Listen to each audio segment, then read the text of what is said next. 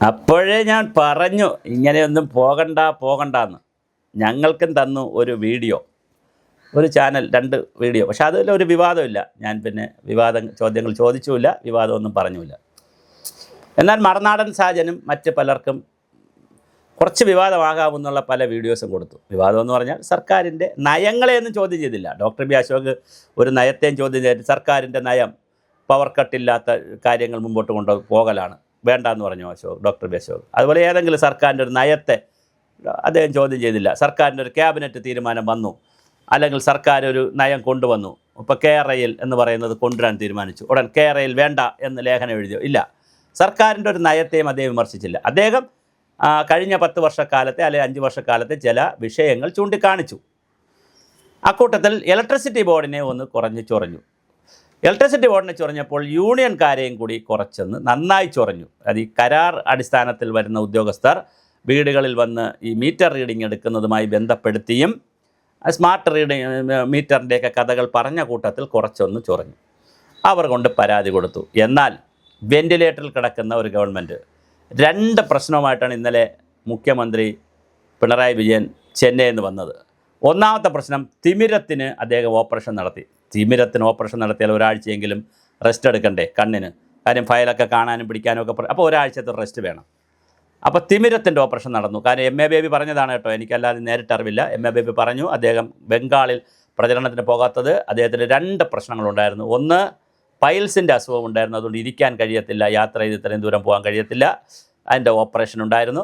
തിമിരത്തിൻ്റെ operation ഉണ്ടായിരുന്നു.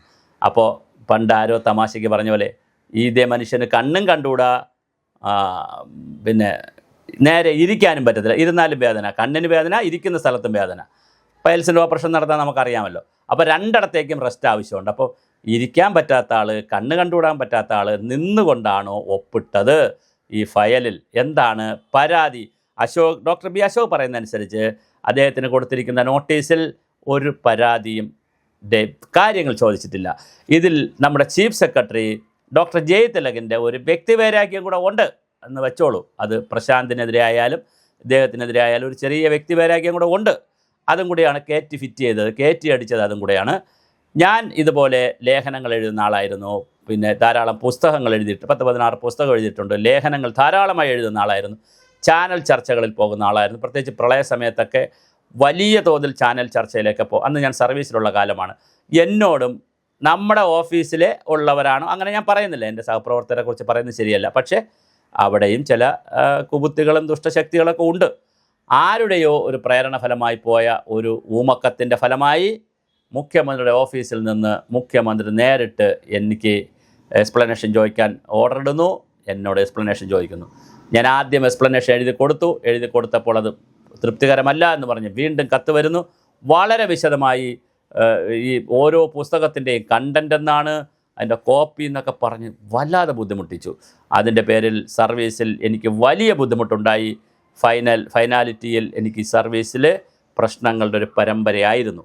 ഒരു കാര്യവുമില്ല. ഞാൻ സർക്കാരിൻ്റെ ഒരു നയത്തെയും, ഇപ്പോൾ ഡോക്ടർ ബി അശോക് പറഞ്ഞതുപോലെ പോലും ഞാൻ പറഞ്ഞിട്ടില്ല, ഒരു നയത്തെയും ഞാൻ സ്വാധീനിച്ചിട്ടില്ല, എതിർത്തിട്ടില്ല.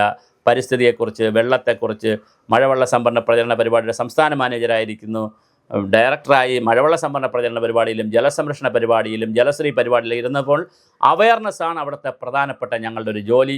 അതിൻ്റെ ഭാഗമായിട്ട് എഴുതിയ പുസ്തകങ്ങൾ DC ബുക്സും ഭാഷാ ഇൻസ്റ്റിറ്റ്യൂട്ടൊക്കെ കുറേ പുസ്തകങ്ങൾ ഇറക്കി.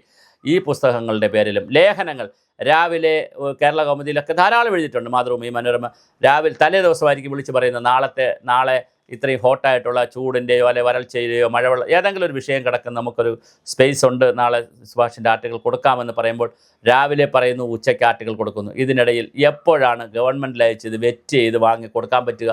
അതൊന്നും പ്രാക്ടിക്കലല്ല. ഭാഷാ ഇൻസ്റ്റിറ്റ്യൂട്ടിൽ, DC-യിൽ, സാഹിത്യ സഹകരണ സംഘത്തിൽ, പിന്നെ ബുക്ക് സ്റ്റാളിൽ, ബുക്ക് മാർട്ടിൽ ഒരുപാട് പുസ്തകങ്ങൾ ഇറങ്ങാറുണ്ട്. പ്രൊഫസർമാരുടെയും ലെക്ചർമാരുടെയും അക്കാഡമിഷ്യന്മാരുടെയൊക്കെ. അവരെല്ലാം ഗവൺമെൻറ്റിൽ നിന്ന് ഓർഡർ എടുത്തിട്ടാണോ ചെയ്യുന്നത്? അത് പ്രാക്ടിക്കലല്ല. അത് സർക്കാരിൻ്റെ നയങ്ങളെ വിമർശിക്കാതിരുന്നാൽ മതി, അല്ലെങ്കിൽ സർക്കാരിൻ്റെ കാര്യങ്ങളെ തെറ്റായി എഴുതി പിടിപ്പിക്കാതിരുന്നാൽ മതി, വിവാദ പുസ്തകങ്ങൾ ഇറക്കാതിരുന്നാൽ മതി. പക്ഷേ അങ്ങനല്ല. ചില വിഷയങ്ങളെ വ്യക്തിവൈരാഗ്യം വന്നു പോയാൽ സർക്കാർ കാണുന്നത് തികച്ചും അപലപനീയമായിട്ടുള്ള സർക്കാർ നയങ്ങളെ വിമർശിച്ചു എന്നൊക്കെ പറഞ്ഞിട്ട് ചട്ടങ്ങളൊന്നും നോക്കാതെ ഒരു എക്സ്പ്ലനേഷൻ നോട്ടീസെങ്കിലും കൊടുക്കാതെ, അശോകനൊരു എക്സ്പ്ലനേഷൻ നോട്ടീസ് കൊടുക്കണ്ടേ? ഡോക്ടർ അശോകിൻ്റെ പാർട്ട് കേൾക്കണ്ടേ? അങ്ങനെയല്ലേ സർക്കാർ നിയമം.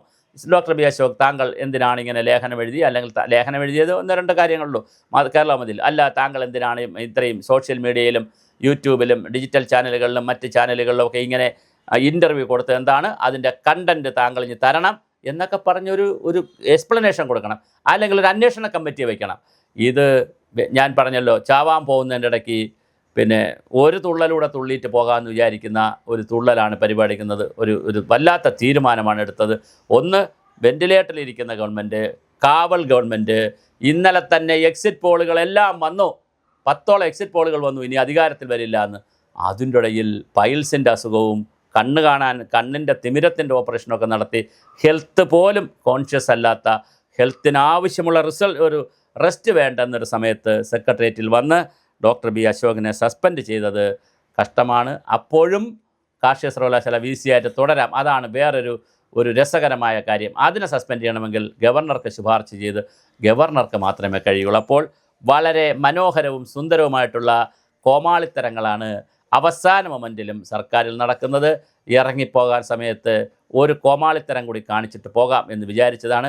ഡോക്ടർ ബി അശോക് എൻ്റെ ആരുമല്ല, അദ്ദേഹവുമായിട്ട് അങ്ങനെ വ്യക്തിപരമായി എനിക്ക് വളരെ വലിയ ബന്ധങ്ങളുള്ള ആളുമല്ല. കാരണം ഞാൻ അദ്ദേഹത്തിൻ്റെ കൂടെ ജോലി ചെയ്തിട്ടില്ല.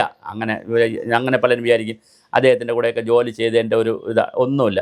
ഞാൻ ഡോക്ടർ ബി അശോകിനെ ആയാലും മറ്റൊരു IAS-കാരനായാലും IPS-കാരനായാലും വ്യക്തിയല്ല, ആ ആളിനെ അല്ല ഞാനിവിടെ ഈ വിഷയത്തിൽ വിശകലനം ചെയ്യുന്നത്. ആരായിരുന്നാലും ആ വ്യക്തിയോട് ചെയ്ത തോന്നിയവാസമാണ്, ശുദ്ധമായ അസംബന്ധമാണ്. ഒരു എക്സ്പ്ലനേഷൻ പോലും കൊടുക്കാതെ, ഒരു മെമ്മോ പോലും കൊടുക്കാതെ, അവരുടെ ഭാഗം കൃത്യമായി എന്തെന്ന് കേൾക്കാതെ ഒരു സസ്പെൻഷൻ നടത്തിയത് ഒരുതരം ഗിമ്മിക്ക് പരിപാടിയാണ്. അത് വേണ്ടിയിരുന്നില്ല. പിണറായി സാറെ പോകാൻ സമയത്തൊരു നല്ല കാര്യം കൂടി ചെയ്തിട്ട് പോകാം എന്ന് വിചാരിക്കാതെ പോണ പോക്കിൽ ഒരു കുത്തും കൂടെ കുത്തിയിട്ട് പോകാമെന്ന് പറഞ്ഞാൽ ജനങ്ങൾ കുത്തിമറിച്ച് വച്ചിരിക്കുകയാണ് വോട്ടിൻ്റെ രൂപത്തിൽ. നമുക്ക് 4-ാം തീയതി കഴിഞ്ഞ് വീണ്ടും മുന്നണി തുടരുകയാണെങ്കിൽ നമുക്ക് നടപടിയെടുക്കാം. അതുവരെ ഒരു ഷോക്കാസ് നോട്ടീസോ ഒരു എക്സ്പ്ലനേറ്ററി നോട്ടീസോ അല്ലെങ്കിൽ ഒരു മെമ്മോയോ കൊടുത്താൽ പോരെ എന്ന് കൊടുത്തിട്ട് അതിന് മറുപടി 4-ാം തീയതിക്കകത്തോ അല്ലെങ്കിൽ 10-ാം തീയതിക്കകത്തോ തരാൻ പറയുക. അപ്പോൾ ഗവൺമെൻറ് മാറില്ലെന്നറിയാം. മാറുകയാണെങ്കിൽ അടുത്ത ഗവൺമെൻറ് എടുക്കട്ടെ തീരുമാനം, അല്ലെങ്കിൽ മാറിയില്ലെങ്കിൽ നിങ്ങൾക്ക് തന്നെ തീരുമാനമെടുക്കാം എന്നുള്ള ഒരു രാഷ്ട്രീയ പക്വതയില്ലാതെ യൂണിയൻകാർ പറഞ്ഞിട്ടാണോ, അല്ലെങ്കിൽ ആരുടെയെങ്കിലും പരാതി കിട്ടിയിട്ടാണോ, ഊമക്കത്ത് കിട്ടിയിട്ടാണോ, കിട്ടുന്ന പാതി കിട്ടാത്ത പാതി, വെന്ത പാതി വേവാത്ത പാതി ഒരു തീരുമാനമെടുത്തു. ഭൂമാറാകാൻ പോകുന്ന തീരുമാനമാണ് താങ്കൾ എടുത്തിരിക്കുന്നത്.